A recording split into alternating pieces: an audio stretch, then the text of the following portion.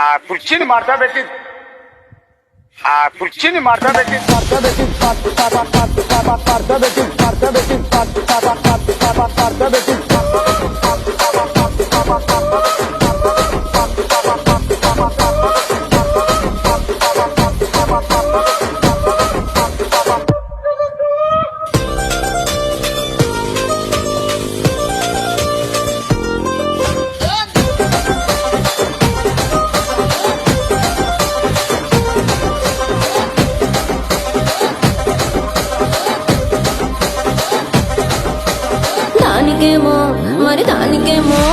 దానికేమో మేకలిస్తివి, మరి నాకేమో సన్న బియ్యం నువ్వు కలిస్తివి.